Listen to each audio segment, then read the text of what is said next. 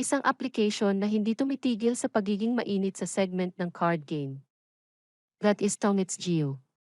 May mga bagong update sila kamakailan. Tingnan natin kung ano ang dala ng mga bagong update. Pumunta tayo sa clip ngayon.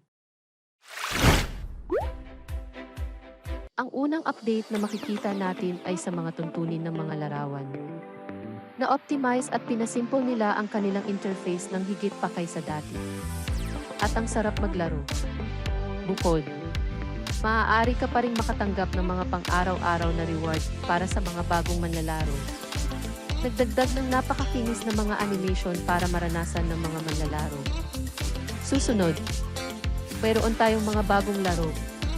Tulad ng Plinko, Crash, Mayonnaise at hindi mabilang na iba pang mga laro ng slot. Sa ikatlong pwesto, nariyan ang kanilang bagong leap function.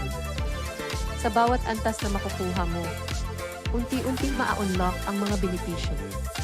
Bukod pa rito, may mga benepisyo ng privileged services. Ang serbisyong ito ay nagpapahintulot sa mga manlalaro na makakuha ng prioridad. Kapag may mga problema na nangangailangan ng suporta, ang mga manlalarong ito ang magiging prioridad.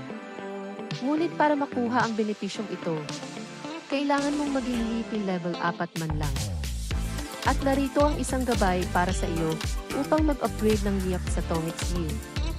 Sa bawat isa, pesos na idedeposito mo sa Tongits Geo, bibilangin sila bilang isa leap point. Para maabot ang leap 4, kailangan mo ng 16 na 000 pesos. Katumbas ng 16 na 000 leap points. Sa pangkalahatan, ito ay medyo mahal na may napakataas na rate ng deposito.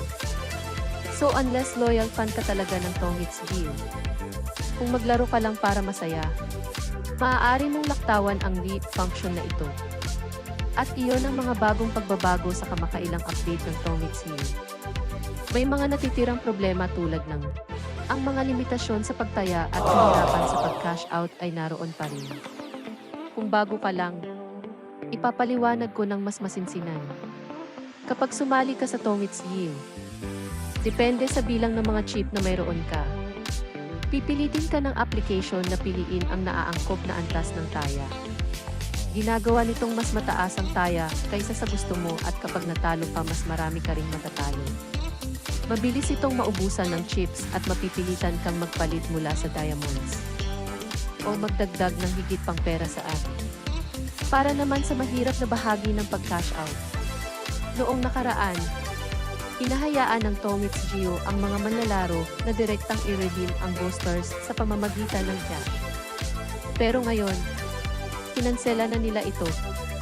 Ginagawa nitong mas mahirap para sa mga manlalaro na i-convert ang Ghost Stars sa totoong pera.